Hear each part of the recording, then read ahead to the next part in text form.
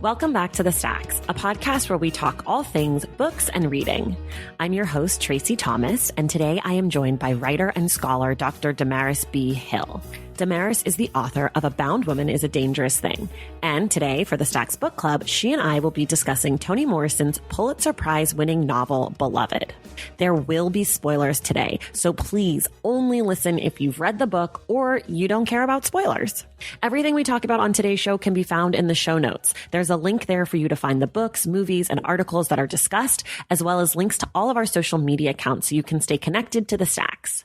Want more of The Stacks? Head over to patreon.com/The Stacks to be part of the Stacks Pack. That's our own little bookish community that gets you inside access to this show. You can be part of our virtual book club where we discuss the Stacks Book Club picks via video chat.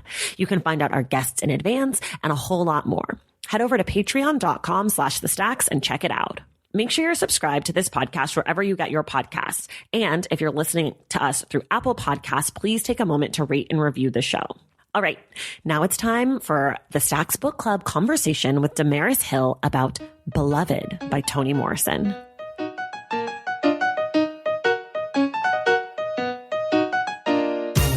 Okay, everybody, we are back today with DaMaris Hill. We are discussing Beloved by Toni Morrison. And those of you who have been with the show for a while, this is now our second Toni Morrison. So we did The Bluest Eye last year, and now we're going out of order. But it's okay. I think we're probably going to try to do one a year. That's good. And we're going to have to do this podcast for at least like 12 more years. Exactly. So buckle up, folks. DaMaris, thank you for coming back. Thank you so much for having me. And it's totally worth it. We need to have this podcast on every week. Yeah. For like 20 years. Perfect. Sign me up. Okay, we're just going to dive in. I always start here. What did you think of the book? I love the book, but I want to take us out of the book one time. Okay. Because I want to start us with a much older book. So I want to read a short selection from Milton's Paradise Lost. Okay. So I want to read lines 249 through lines 259 of the book. And it opens, "Farewell, happy fields, where joy forever dwells. Hail, horrors, hail the infernal world, and thou profoundest hell, receive thy new processor, one who brings a mind not to be changed by place or time. The mind has its own place, and in itself can make a heaven of hell and a hell of heaven. What matter where, if I be still the same, and what I should be, all but less than he whom thunder hath made greater. Here at least we shall be free, the Almighty hath not built." So I wanted to start there because we know that Beloved is a story from bondage to freedom, where Setha leaves sweet home and everything that is delicious in that time and place about American culture, and the nostalgia of the South being this place that has the abundance of good food and weather and lush gardens and all of the finer things in life. But still, Setha chose to leave sweet home for gray Cincinnati across the river. Nearly dies 5 times on her way. Mm-hmm. You know, can barely make it with the burden of her children in her body and all those already waiting. And even when she gets to this alternative space, this not sweet home, this not treasured space, but free space, there is still unhappiness and dirge waiting for her there. So that's why I thought to open with Paradise Lost. Yeah. Before we say any more, I should just say this. There are going to be spoilers today. We both read the book and we're going to talk about it fully. So if you haven't yet, just pause, read the book, and this will be waiting for you. This will be waiting. We'll be here. Okay. So Beloved is Toni Morrison's arguably most famous book, most praised book. It won the Pulitzer, which we're going to talk about, the history of that award. And it's a hard read. I struggled with this book. I will just go ahead and just say this now. I understand some of, and I'm not going to pretend that I understand all of what she was doing. I don't understand. Yeah, there's a lot in this book. And I think, as you mentioned last week, you've read it multiple times. This is my first read.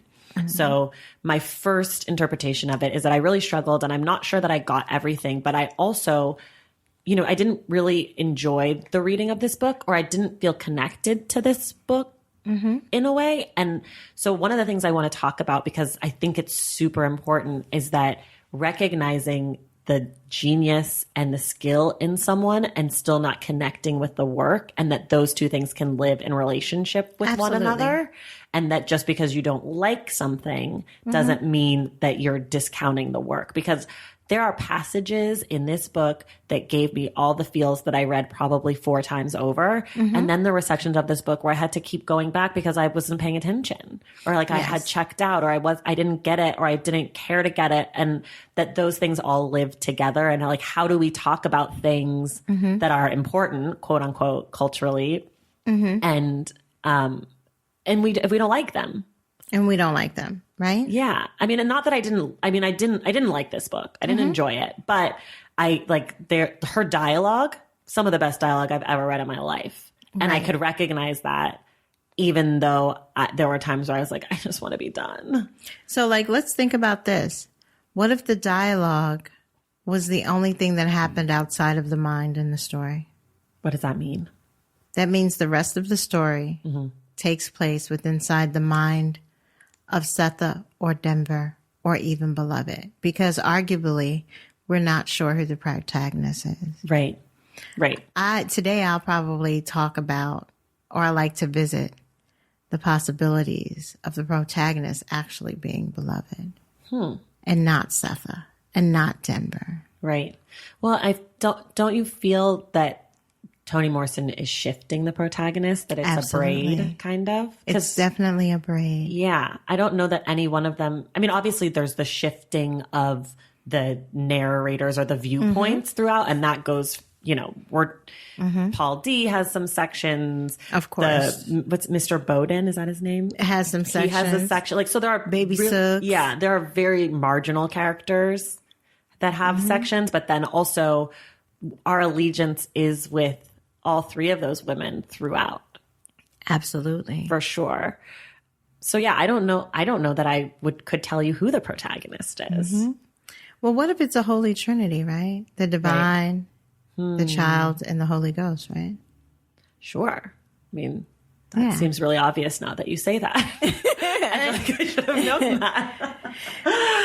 So what if the story from bondage to freedom is the story of choosing individuality even at the expense of what people say is paradise, right? Which is why I'm bringing the Paradise Lost story in there, right? Like we have the Bible, arguably the most read book in the history of humanity, and then we have this blind guy who's might have been miserable, talking about Milton here, whom I like to think of as my literary husband, who I'm having an affair with John Donne, but that's like a whole different story, right? But what does it mean for him to like be an ordained priest and recognize that the original sin was the desire to be independent, right? And to write evoke like an epic story to that, in poetry to that. And what does it mean in the context of the United States of America, a place that we call the New Eden, that we're shaping, to say that this place is not working out and I gotta go. Right. Well, so that's kind of, I have a question for you about, I don't know, about how Sweet Home and then also like white people, all one word, function in this book. Because in the beginning, it's like, in my copy, it was like page 6 or something where Setha says, she has this nostalgia for Sweet Home. And then she's like, but what if hell is also beautiful? And I felt like, which I'm really sure it is. I'd never thought about it. And as soon as I read it, I was like, oh, of course it is. Of course it is. Of course it is. I mean, you have the morning star there. I mean, like, okay, so this is not going to turn into a religious debate. Okay. But we need to think about that, you know, the devil, the Satan, was God's favorite. Right. He was the first morning star before Jesus was called that. The most beautiful thing in heaven, right? How can beauty not be a part of where he dwells? Right. So I guess that's kind of my question is like, why do you think it's important, maybe is a better question, that we have this like nostalgia for Sweet Home, for this? Because like throughout the book, we see some of and not all of the terrors and horrors and trauma of slavery. We get snapshots and moments of it. But that is also put right up against like a benevolent slave owner in Mr. Garner. And that's something that I always push back against, you know, in reading history and you know, going and visiting places and, you know, seeing the pictures and all that. So it's kind of, I was kind of taken aback by that choice. And I wonder if you have any thoughts on it. I do have thoughts about it. Number one, human life is very complex. And nobody exists in all righteousness and all evil. And I think it also reflects a more authentic look at American history. That not chattel slavery was extremely bad. Right. I believe most of it was vicious. Right. I believe most of it was violent. But I think it's also important to say that it could have been done humanely. Right. Benefit of the doubt. Right. It could have been done humanely. Within the confines of it being slavery. Within the confines of you still owning people. Right. Right. Right. Which is a huger sin than I would say most any, right? Right. Removing someone's humanity. Even God, when he put Satan out, allowed him his personhood. Right.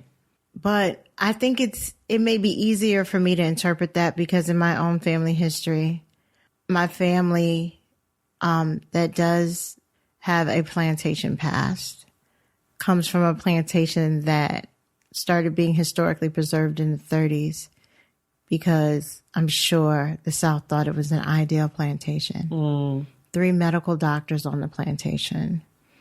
There were several slave quarters that were 2-story. People were allowed to read on that plantation. So people were eager to preserve. Interesting. Where was this? And this is Somerset Place, which is in Cresswell, North Carolina. Okay. So people are eager to or were and probably still are eager to preserve this type of slavery, where a couple of Irish sailors owned a plantation for generations. And there are like letters where one plantation owner is ordering slaves from Africa and says, only pack 800 in the boat. The normal packing was 1,200. And so this is considered beneficial. Right. But when you read it in the context of business, it's just good math. When they packed the boat to 1,200, a quarter of the slaves would die anyway from malnutrition, illness. So this is a ship captain for generations. He knows. Right. 1,200 aren't going to make it. Just get me my 800 I'm asking for. Interesting. And bring them. Yeah. But also I want to say that the plantation couldn't have been too good because the first 80 Africans that he ordered from Africa got off of the boat, saw the plantation, and walked directly into a 12,000-gallon lake that is next to the property and drowned themselves immediately. Wow. Rather than to become property of this man. Right. And we're going to get to that too, because that's connected. Yeah. I mean, it's hard, I think, now in this moment in 2019 to read that part of the book because I feel like there is, I mean, my family's from my slave related family. It's my dad's side, Louisiana. And my last name is Thomas. So my assumption is that Irish. we were owned. Yeah. And that, so when I was there a few years ago, I went to a plantation and did a tour, but it's one of the plantations that's owned and run. All the tour guides are Black. I can't remember the name of it. It's actually a great one. I'd done one before and it was horrible. And, they don't really let you go into the big house until the end because they don't want you to be like, oh, are these the curtains that Scarlett made the dress from? Like, they don't do that. They take you to the slave quarters. They really show you the horrors of slavery. And someone in our group, some guy, an Anglo-Saxon man, he said, well, weren't there like nice slave owners? And our guide was like, no.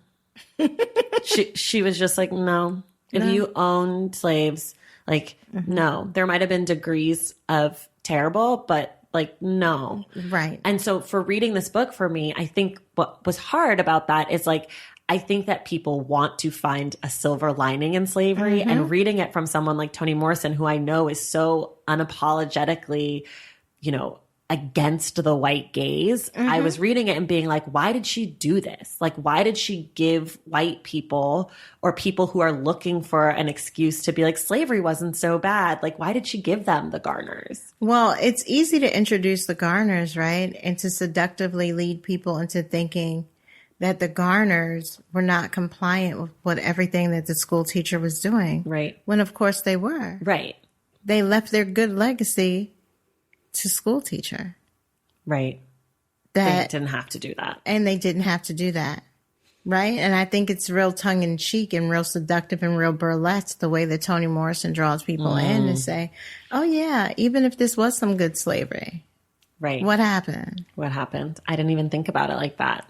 That makes a lot more sense. Right. But, but like I think this is something that is at the root of my struggle with the book, is that things come up when you read this book and Absolutely. It's hard to read through them. Like, to see what you just said that now, of course, seems like, oh, right, of course that's what she did. But it's visceral. And Toni Morrison is one of the people that teaches me, like, to want your written work to affect the body is an arduous task. Toni Morrison is one of the people that shows me how to do it. Right. Right.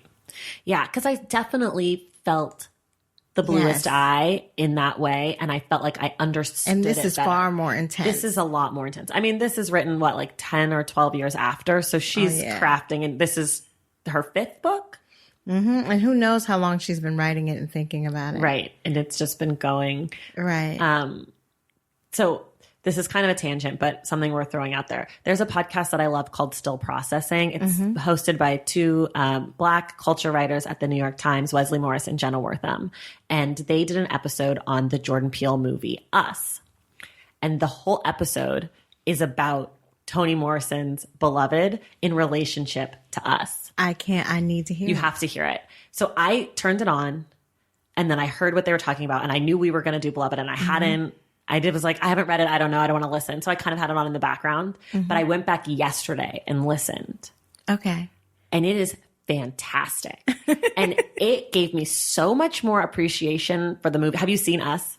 No, I haven't. Okay. It gave me more appreciation for the movie Us, but it also reminded me something that I read about Jordan Peele is that he said he made Get Out so that he could make Us, because he knew that he would need more money and more time, and he would need more freedom to say the things he wanted to say and more trust in producers and the audiences, etc. I can totally believe that. And I think that that is also the case with Beloved, right? Like that the bluest eye.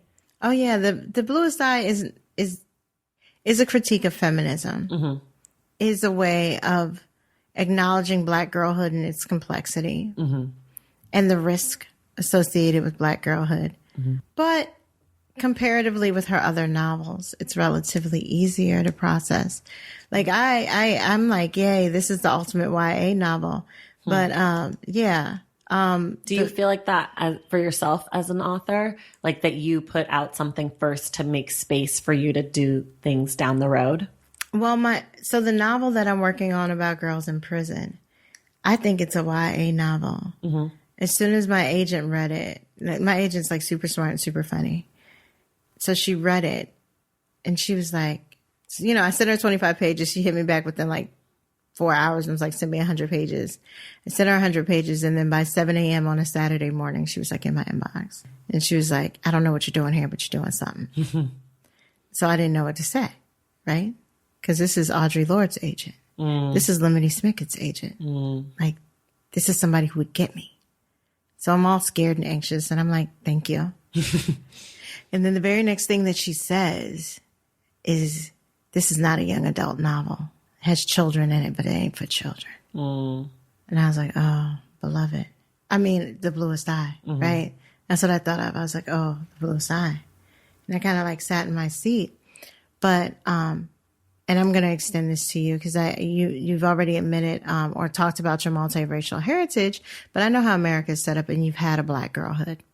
And so when we think about Black girlhood, at what opportunity are Black girls allowed to be children?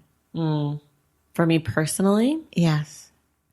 I feel like I had a childhood. That's great. But I also don't know.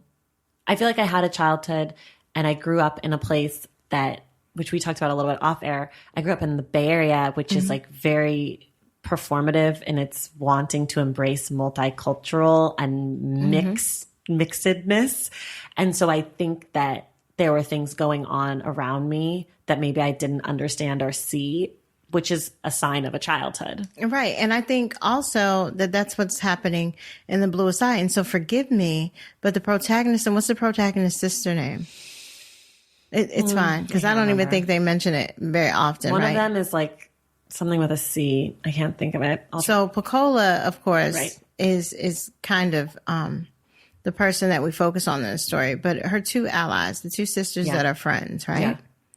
They grew up in a household, much like I assume yours was and mine was, where their mother and father were very protective of them.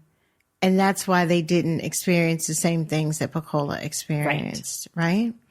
But that doesn't mean that the threats were not around. Agreed. That's exactly what I think. And that's what I'm speaking of in terms of Black girlhood. Right. And we revisit that again when we're in Beloved, because we have, let's say, the protagonist of Denver, who has this Black girlhood that's very skewed by her mother's illness or her mother's trauma. And her mother, in fear that she'll never be able to protect her, is almost raising her in isolation. Right. And she's taken that on. And she has totally embraced that. But do you have a choice if you're a child raised in an environment of chaos? Right. No. No. And this also leads to a larger question about the cultural status of America. If you are a child raised in this chaos of violence and racism, is there any other way of knowing how to live? Right. And then how do you, as the individual child, respond? Right? Are you a Denver? Are you a Pecola? Or are you a State of Rage as Beloved? Right. Or do you turn to, for you, the word, right? Like you said it last week, that your parents had that fear of you having mental illness. And so they were trying to turn you away from the art. And how do you respond? Like you kind of had your defiance. Right. Like, yeah. So I want to say that I think we all grew up in chaos, right? Yeah. But there are two responses to chaos: to embrace it or to resist it. Denver, out of love and allegiance to her family and her mother, embraced all of her mother's trauma and all of the ways that it was expressed and hazardous. Maybe if I was Denver, I would have been a little bit more selfish. Maybe I would have been more of a beloved character that chose me, right? That in the chaos of the United States of America and all of its structures, right? I come from a very heteronormative nuclear family, Christian-based, steeped in respectability, and all of these things that America is supposed to like, right? But in that space, there was little space for me to be creative without being critiqued. Right. In this space where boys were celebrated, right? My father was the last of his line and did not have a son. That is a conversation that looms in the house. That's what the walls speak of, right? Right.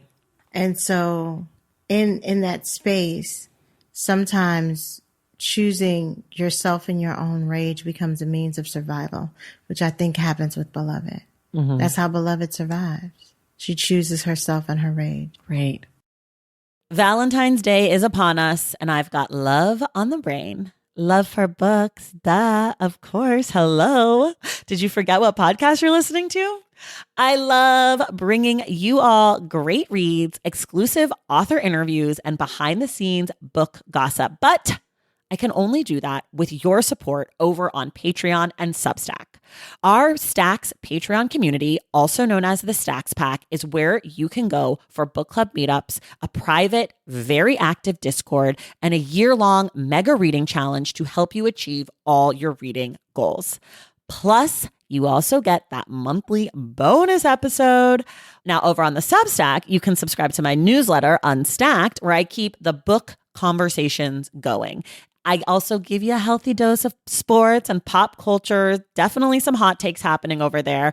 And again, that bonus episode. If you don't have a few dollars to spare, don't worry. There are free options on the Substack and the Patreon to get you a little extra Stacks magic. Making this podcast is a total team effort, and by supporting my Patreon and my Substack, you allow me to support my amazing team that makes the show possible every single week. So if you or your friends are looking to meet other book lovers and support this indie podcast, come hang out with me on Patreon, Substack, or both. I would love to have you. And since we're talking about love, you can gift subscriptions to the Patreon and the Substack for that special reader in your life. For the Stacks Pack, head to patreon.com/thestacks. And for the newsletter, head to tracythomas.substack.com. And also, there are links to both in the show notes. Okay, see you in the Stacks. Okay, I want to kind of circle back a hair because there's a lot in this book, and I know that there are things that I didn't understand, which means there's definitely things that our listeners don't understand. Absolutely. And so I kind of want to There are things I don't understand. Well, I'm sure. I mean, there's so much here. Who knows? But I kind of want to talk about what actually happens in the book and like how the book is structured a little bit, just to kind of frame some of the stuff. So I'm going to start, but you just jump in when you're ready. But it starts with, it's kind of two parallel stories going on. There's the story in the present day, which is like the 1870s in Cincinnati with Setha and Denver. And then Paul D comes, who is a person who had been one of the slave men on Sweet Home. At this point, Setha's mother-in-law has died.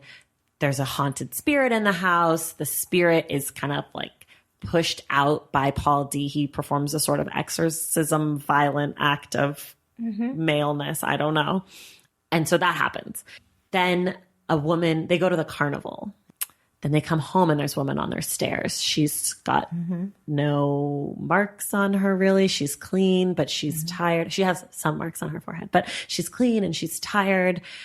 But she should be dirty. Like she should be a mess. Her shoes are polished. Paul D is like very involved in that detail. And she says her name's Beloved. And they take her in.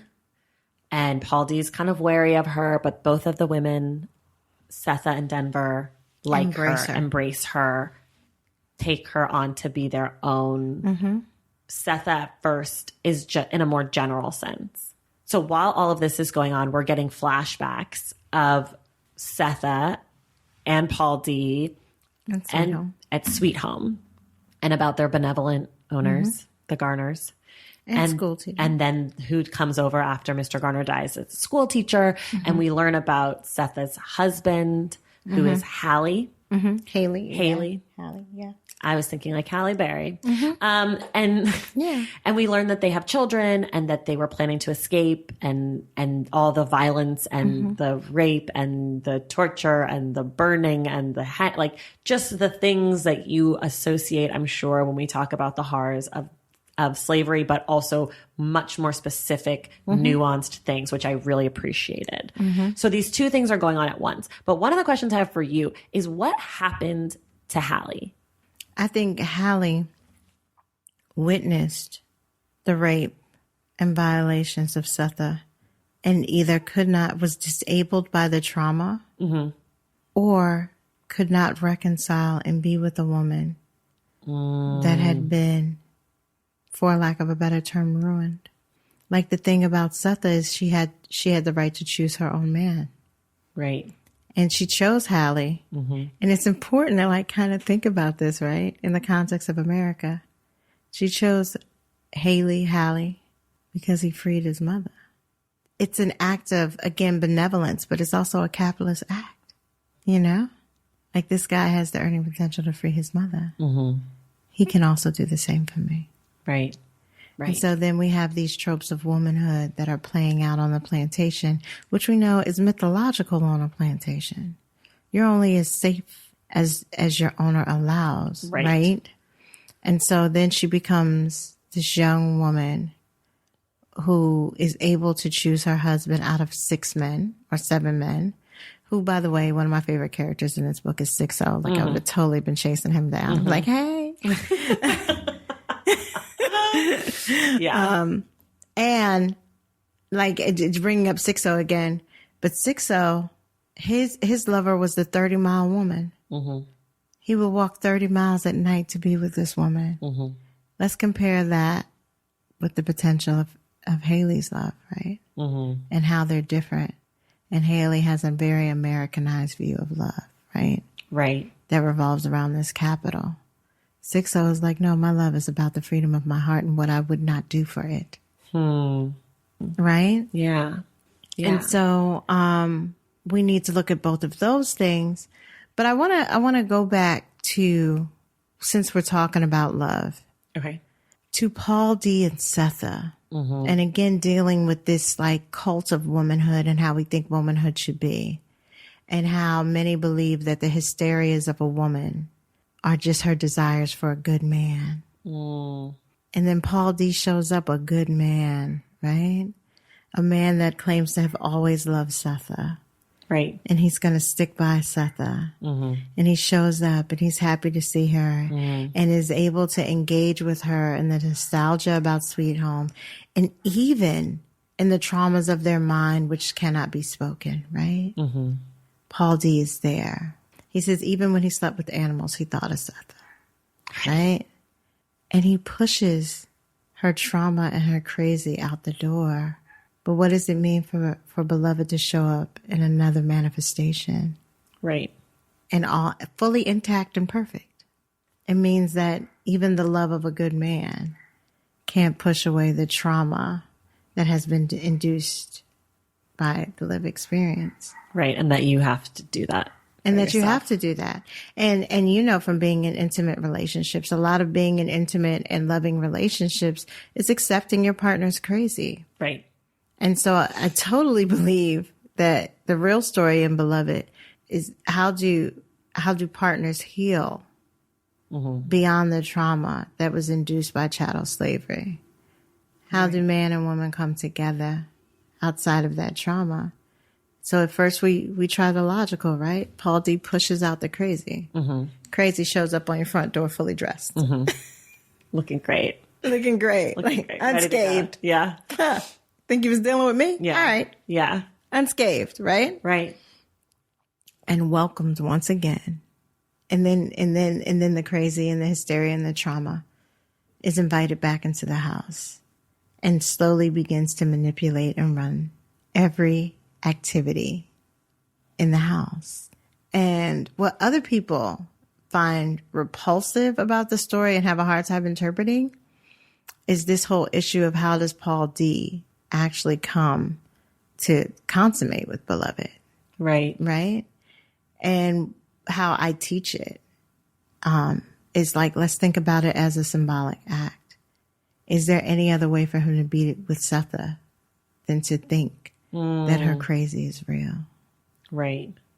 And to say, if this is something that you, Setha, can embrace, maybe I can too.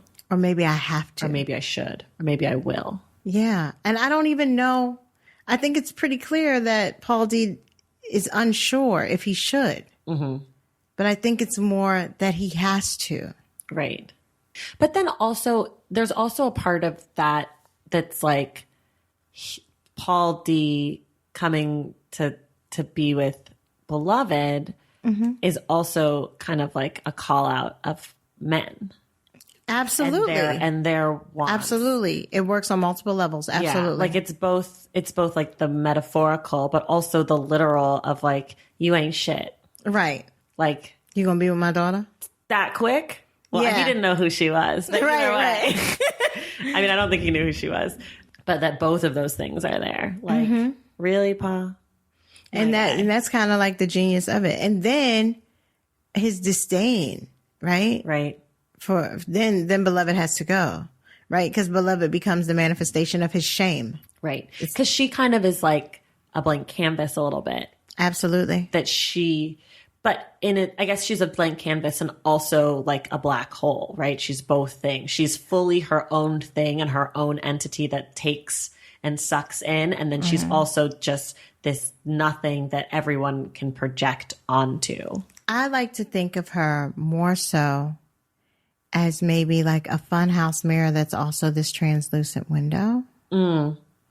Right? Because really what everybody is projecting on her is their own stuff.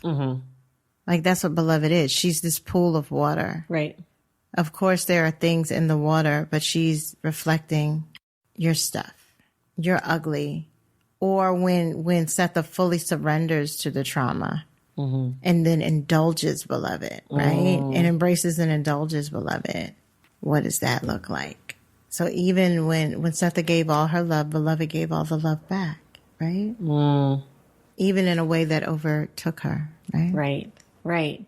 And so that kind of brings us to, well, we should say I didn't even get to the part of what happened. So there's kind of two climaxes in this book. Yes. In the two parallel but disjointed narratives. So like, while I explain that there's this present day and then this past day, it doesn't translate in the book directly. Like they're going concurrently and in out of order.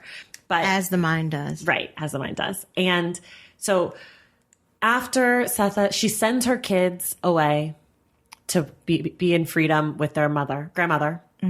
Baby Sooks. Then she goes on her own. She can't find Hallie. He's become overtaken with whatever it is that he saw and manifested in him. So she goes pregnant. She goes to the river. She meets a lovely white girl, Amy Denver, who helps deliver her baby.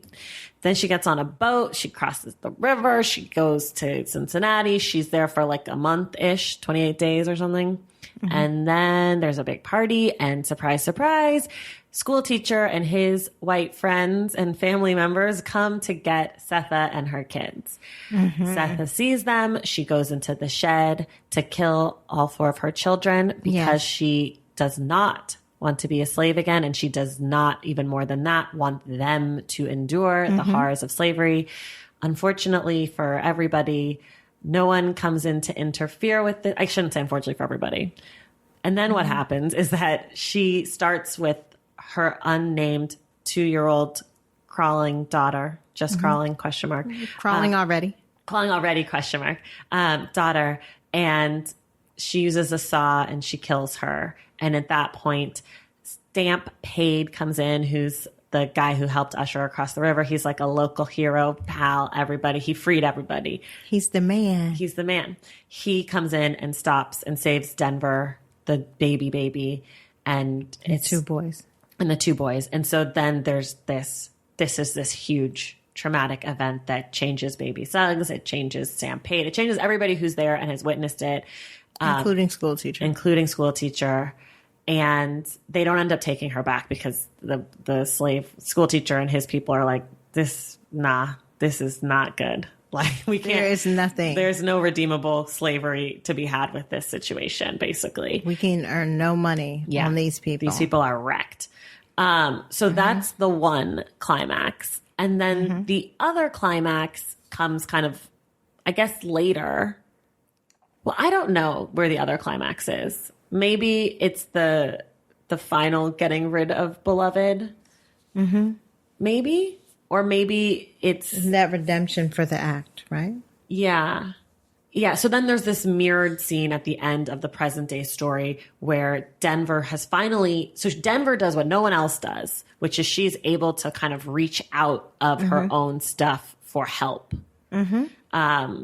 And that only comes after she gets a little bit of education, right? Yes. Because she goes to school for a little bit and then she realizes she can't stay at school, but then she realizes she needs a job to take care of her mother. Right. It's a means of survival as well. Right. Exactly. So she recognizes this is a bad situation she's in with her mom and with Beloved, who is the manifestation of this crawling already ? Daughter, who is unnamed in life. Murdered. She's unnamed in life. She's murdered. And on her headstone, Setha can only afford to get Beloved as opposed to Dearly Beloved put on the headstone. So that's where the name Beloved comes from. So Denver's like, I can't do this alone. I can't be with this destruction. This is bad. My mom is sick. This is fucked up. So she goes to get help. Everyone starts gossiping about Setha again. It's kind of like a redo of this first round. And then... But there's also an immense amount of empathy. People bring food to the house. Right. They start taking care of her as a community as they're gossiping about her. Right, as they're gossiping. and then one of the women, Ella... she's the sister of another person who was part of the helping to have these slaves find homes, etc. She's like, nah. Y'all are tripping. We need to go and help these people. Like, this is whack. We're being whack right now, basically. Basically, yes. And so they go, the black women of the town, they go, they sing, they pray, they holler. And as this is happening, Mr. Bowden, who is going to provide work for Denver. Yes. She's going to be a domestic for them.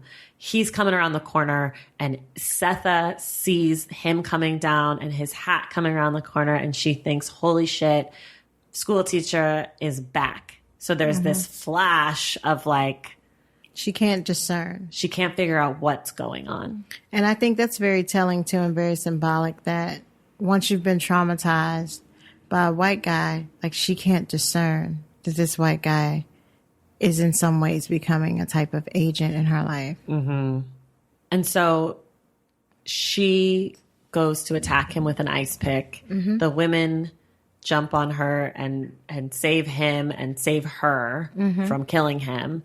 And in that moment, Beloved disappears, blows up, it falls to pieces. I don't know. She's gone.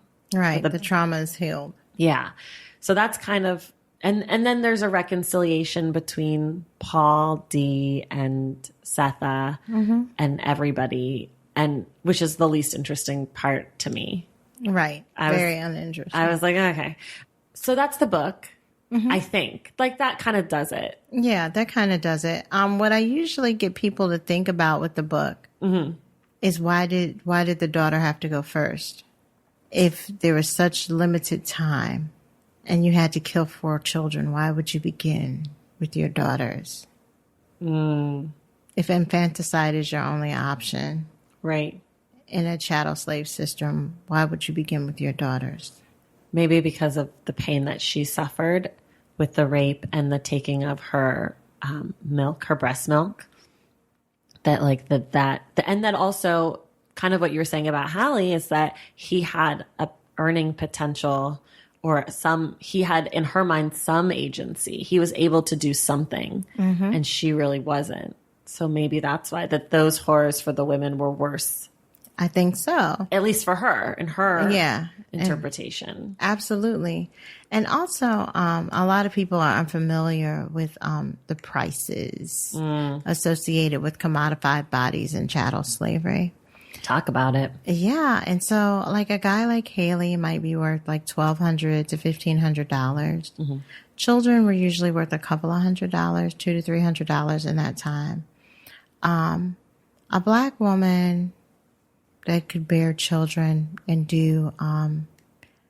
perform some type of work might be worth $900 to $1,000, $800, $900 to $1,000.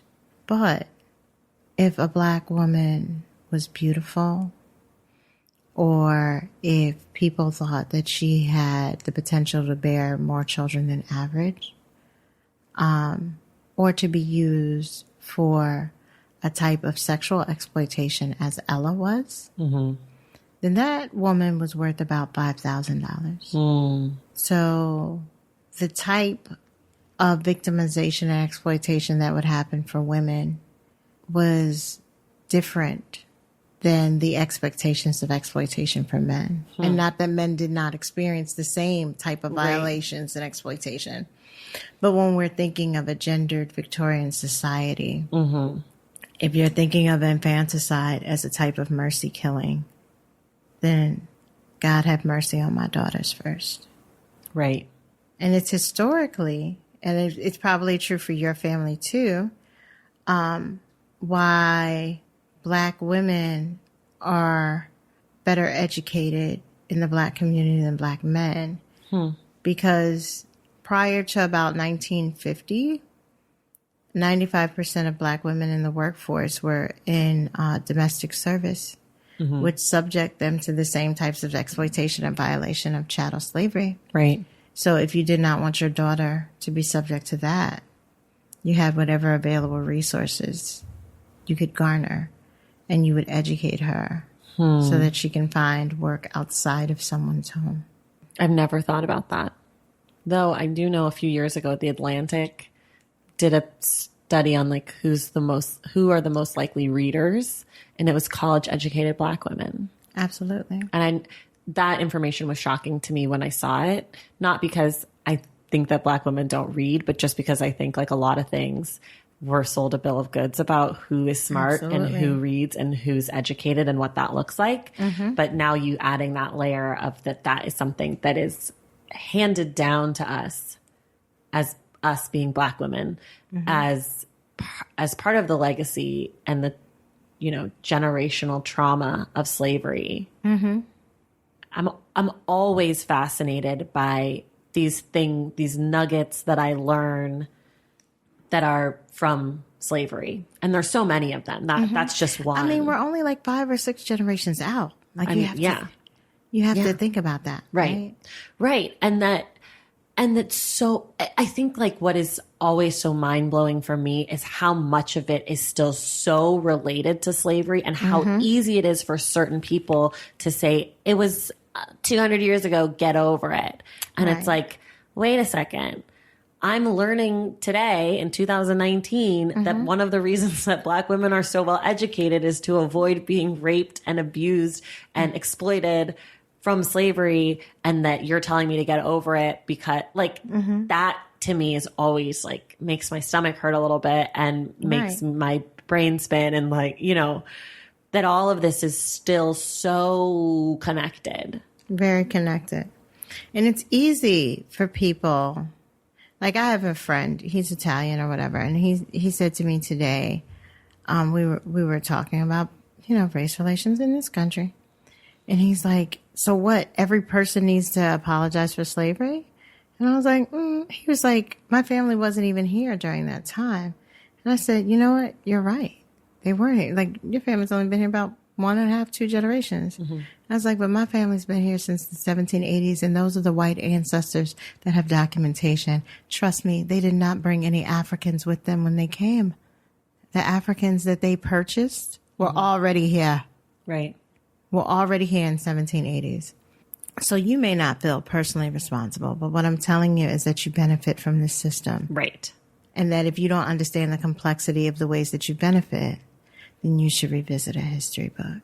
But again, I'm not even asking for an apology. I think that to me is the thing. Yeah. No one's asking any one individual person for an apology. No. It's not that. That's so trite, small, and it's Fox so News. small. It's so small. It's like, how dare you? How dare you think that I think that you person owe me an apology. I'm not even talking to you. Like if you just got here 40 years ago, I'm super not talking to you, obviously. However, you better recognize that you're benefiting from the things that still affect I'm talking my life. To blue blood, old imperialist money. Right. And I'm really not even talking to the individuals. I'm talking about the corporations and families that still benefit from selling my ancestors. Right. Correct. And something that I said before that I still think is true.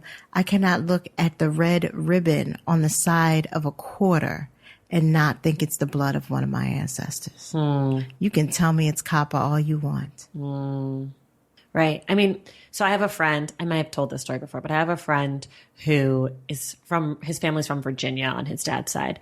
And he grew up his whole life being told, we're from Virginia, but we are too poor to have slaves, too poor to have slaves, too poor to have slaves.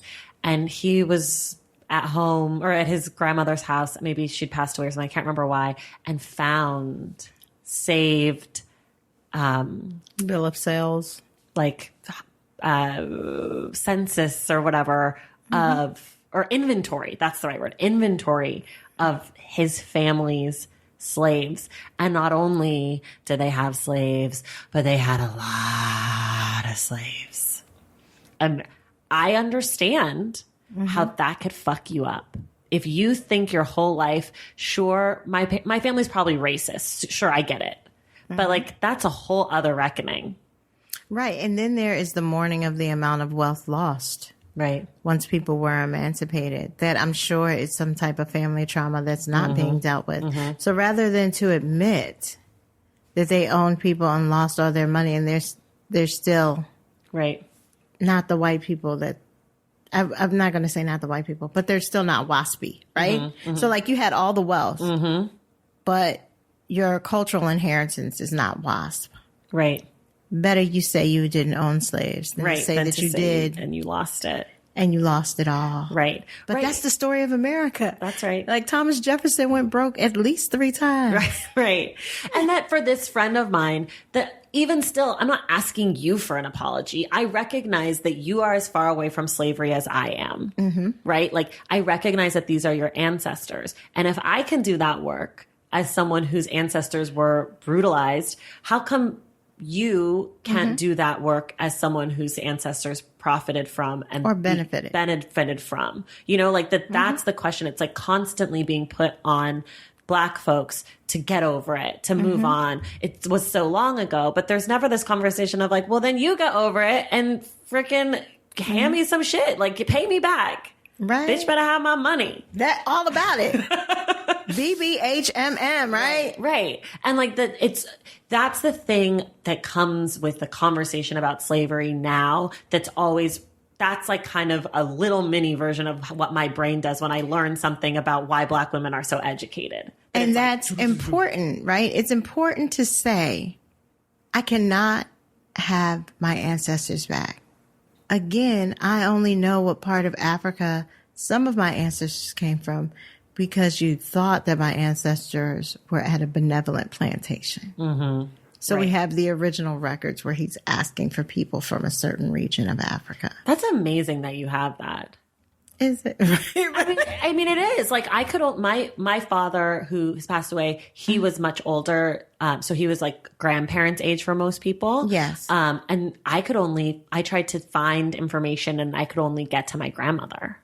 Oh, okay. Like, so it's amazing that you at least like that there is some information for you more so like, obviously it's not amazing that your family was on a plantation, but like in my mind, I'm like, wow, that's amazing that you can go back that far, that there is some sense of like who you are in a bigger sense. Right. And it's benefits from let's get it straight. White historians saved everything, and then like a Black historian, cousin of mine, right, somewhat distant cousin, went back and like reacculturated and translated what these records really mean. Right. I mean, you still have to do the work yourself. You still have to do the work yourself. You're like, oh, thank you for handing me this box. Right.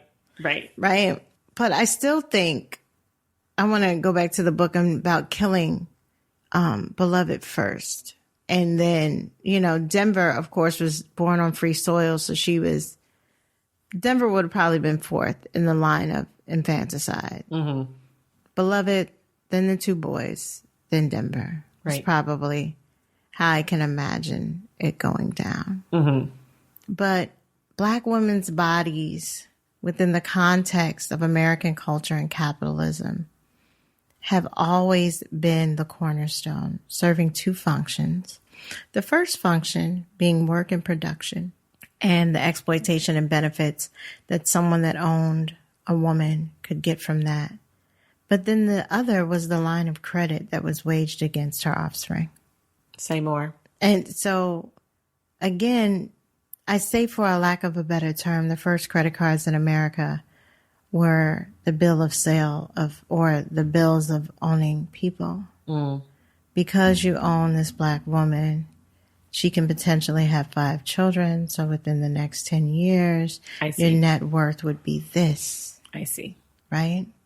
So in the plantation where my ancestors are from, Somerset Place, they've demonstrated how one purchase of a Black woman at the age of 14 within, let's say, 40 to 50 years led to like 137 descendants. Wow. Within 2 or 3 generations. Wow. Right. So she had like 25 to 28 children. And each of them had children.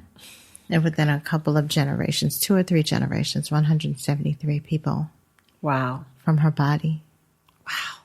On a plantation of 300. That's incredible. Right. So think about that, right? Right. Right. And so, of course, you would take your daughter out first. Right. Well, You'd and save that her first. you'd save her first. And also, on the flip side, is that's the biggest fuck you.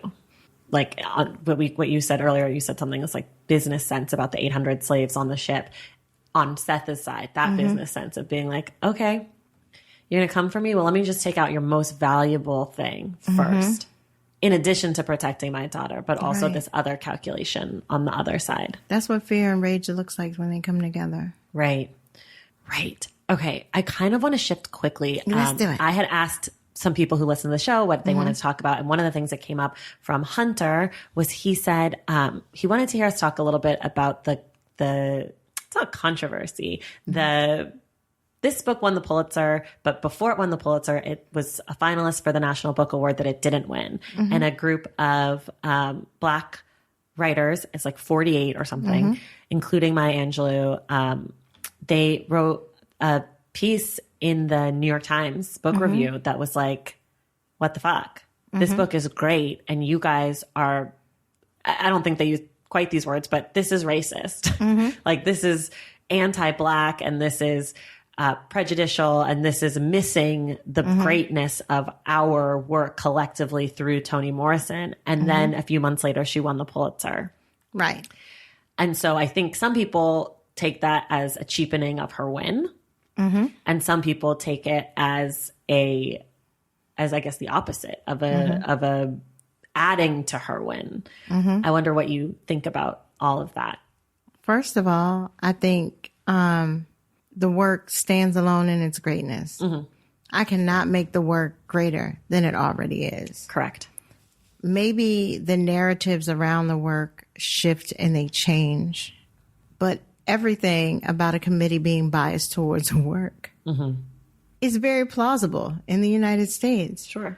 Even if a critique would have been more like they didn't understand what the work was doing. I think that was what they said. I think that in calling it racist and all those things, it was saying like, she's written this great work that you don't get and therefore you're punishing her because you don't get it. Because you don't get it, and it's calling out something that you'd rather not address right now, or you'd rather forget as a culture, particularly in the 80s, right? This came out in 87. So it was the 88, it was the 88 Pulitzer and the 87 National Book Award. Right. And we have to think that this is, the time of hyper-capitalism. This is the time not of cultural acceptance, but of quiet tolerance in the White House, right? Like you don't have to accept Black people, but you got to tolerate them. Right. Right. This is before the riots here in LA. Before the riots of that decade here in LA, right? Right, the 90 riots, not the 60 riots, excuse me. This is right. This is like when the money is flowing, so we're not supposed to have an issue of race, right? But this is also crack. This is also crack. This is also what I now recognize as the eroding of the gains of the civil rights movement. That's what crack for me is about culturally. Right. It's about these gains that were made in the civil rights movement And I'm just talking about my experience. I don't say that this is a universal experience, but in my experience, I didn't know I was looking at that when my entire community was a Black middle class community where my neighbor owned a construction company. When I knew people that worked in executive offices of business, that traveled the world, and I didn't know that this was some type of anomaly culturally because this was the only world that I knew, was this world of successful Black people. And then crack happens. And then my best friend's brother is addicted to drugs and is breaking in the house and stealing out my mother's pocketbook. And as a community, we don't call the police, right? How can you? Right. How can you? And then older women that I look up to as bigger sisters are struggling with addiction. And then people that you knew in the 6th and 7th grade that had parents that were around and very involved in their life now in the 8th grade don't have parents. And this is crack. And there are middle schoolers and guys in school with you that have thousands of dollars and that are taking care of households because some of the parents are missing. And there are older guys that are telling you that they can't date women their age because they're all strung out. And now you are prime to be their partner, even though there's like 7-8 years between you. Right. If not 10. Right. So pedophilia also becomes a part of this narrative about these girls that have become addicts are unworthy of love. Right. Right. So all of that, right? But then we also have our biases that make their ways into other industries. And so I think that Hunter's concerns about the motivation for the reward could be steeped in some insecurities. Well, he just wanted to hear us talk about it. Okay. He didn't have a... Well, people that believe that Toni Morrison benefited from the outcry of the Black literary community, even in that whining, get a win. Because the win for them is to dismiss the genius of the book. Right. But what if these Black literary luminaries, that were talking about Toni Morrison's book were simply taking a cue from Zora Neale Hurston, who says, if you are quiet while your enemies torture you, they will kill you and say you loved it. Right? Well, that's how I kind of see it, is like, if someone does something that's great and the people around you can't see that it's great, it is your job to say, hey, look again, this thing is great. And I think that that's what happened here. Take one more gander. I think that that's the right thing. And if she, quote unquote, benefited from that, that is also correct. That is the right, just, fair thing. The book is the book. And like I said, I didn't love the book, but I get why the book is loved. And I get why the book deserves all that it has gotten. And I understand intellectually how talented and just, I don't even think talented is enough of a word to say how all encompassing her work is. And just even this small conversation, I'm like, oh, thank you for showing me that, because it makes it all, each piece kind of falls in place. But I do think that if someone misses it or wrongs something, that it is not a cheat. It's not. That's the support of the community also. Like, isn't that what every artist wants? The support of their contemporaries to say, hey. Or a couple of eyes on it instead of just 5 pairs of eyes. Right, exactly. Like that is, I think, some of the biggest struggles that artists have, is that they feel so alone and isolated. And that to have your contemporaries to lift you up and say, wait. Some of y'all missed this, and we're going to give you a second chance and a third chance and a fourth chance because this is that good. Or what does it mean for artists to say, you missed this, and even though I believe it's the work of the reader to get the piece, let me help you out a little bit. Right. I mean, I feel like even with this small podcast that I have, that there is an obligation in the work that I do to to know that when I pick a book or that when I have an author on, that even if I don't like it, I'm still saying this thing deserves eyes, in my opinion. And that is really the job of this show. Right? Like, which is why we go through all those questions where I ask you what book made you cry, what book made you laugh, because there are things in you that you've read that you think deserve eyes. Absolutely. And it's giving voice to people to say what their thing is, you know? And like that is really valuable. And I've heard from so many listeners who say to me, I never would have picked this up, but you said it was so good. So I did, and I loved it. Oh, great. And like, that's the thing. And then I've had people pick up things and be like, you picked this book and I hated it. And I'm like, okay. I hated The Alchemist. Yeah. Yeah. And I think that's also important, that like hating something doesn't mean that it's not good. Right. And that if you can articulate what it is that doesn't work for you and not be an asshole about it, that's like totally part of consuming art. Absolutely. Like that is what art is for, aside from like whatever feelings it does for the creator. The other part of art is like that it is to be consumed. And talked about and meditated on and felt and lived in and enjoyed or hated. There's something great about hating something too. That's true. Like there is something fulfilling if you can not hate it like in a serious way. I'm not good at that. I'm really good at intensity, right? Not good at subtlety. Right. But like you hate The Alchemist, but you're not like every day going like, I hate The Alchemist. Like it's like a more, it's like a more enjoyable hate of like, this is something everybody else, it's like subversive. Right. And that feels good sometimes. Yeah. It's like telling people about caramel candy and laying out a marshmallow. What does that mean? Like caramels are so rich and so good. And then putting a peep. Yeah. Have this disgusting thing. Yeah, totally. Totally. And so I think like this will be my challenge for you listeners at home. I guess my challenge would be, as you read things that you don't love, to examine the work again and yourself again and again and again and again. Absolutely. And that's also my challenge to myself as I read It's my challenge too.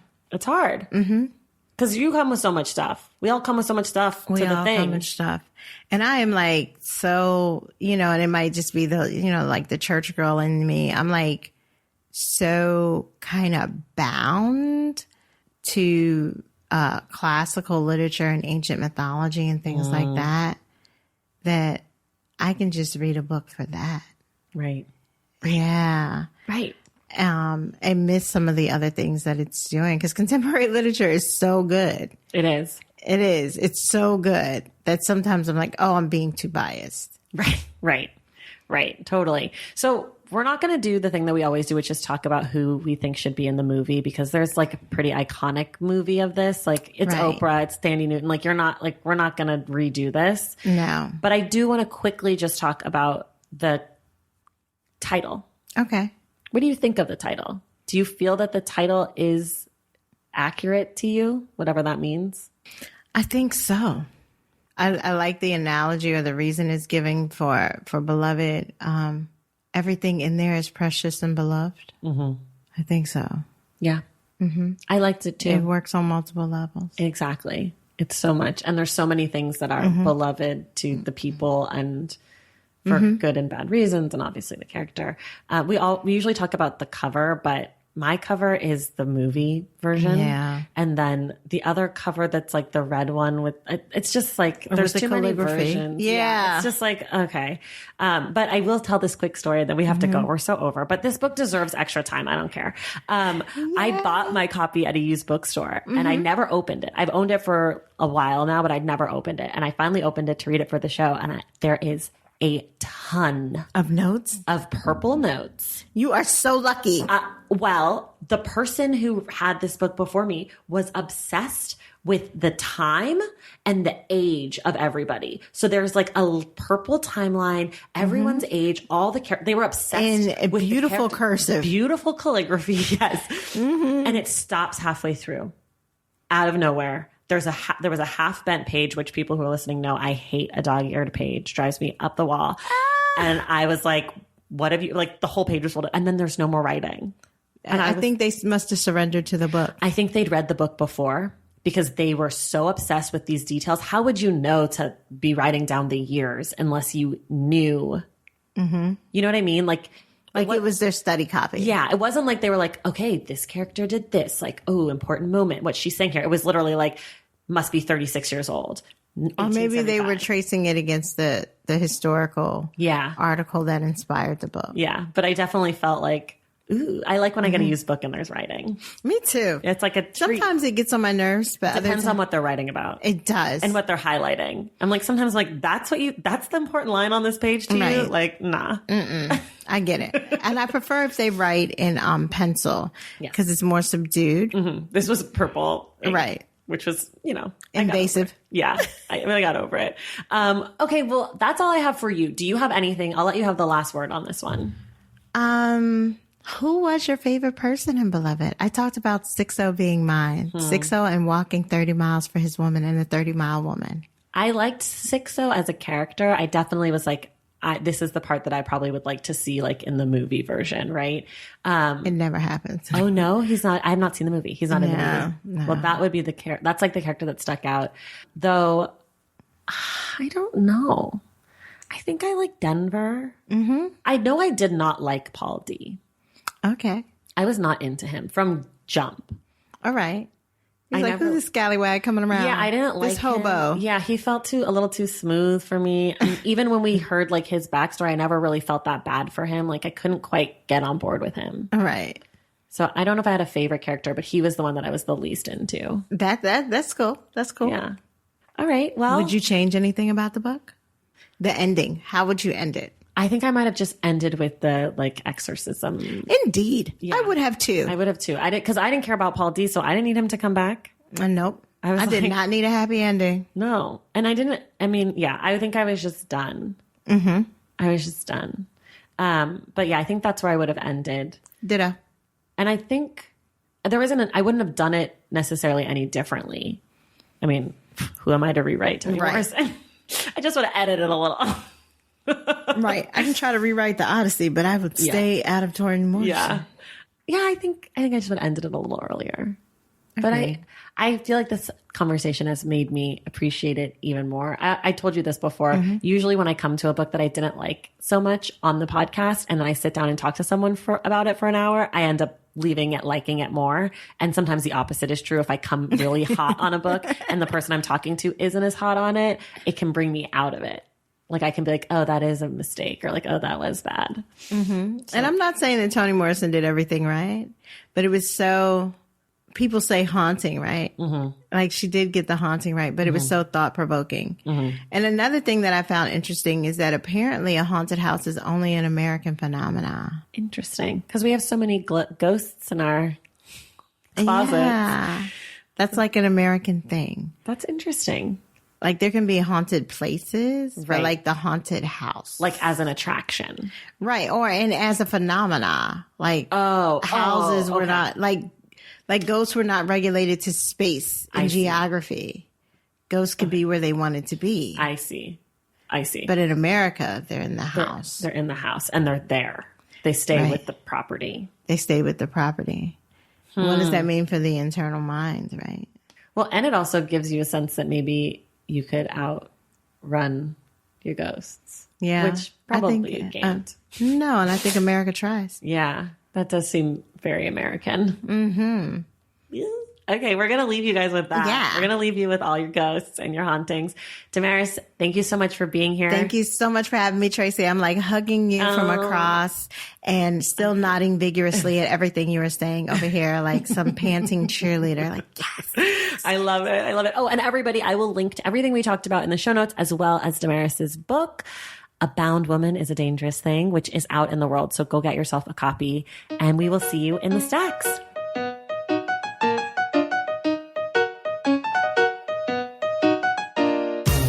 Thank you so much for listening to today's episode, and thank you again to DaMaris Hill for being our guest.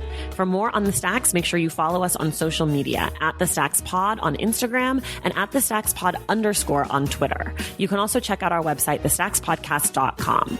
To join the Stacks Pack and get inside access to this show, like our virtual book club, head over to Patreon. That's patreon.com/thestacks.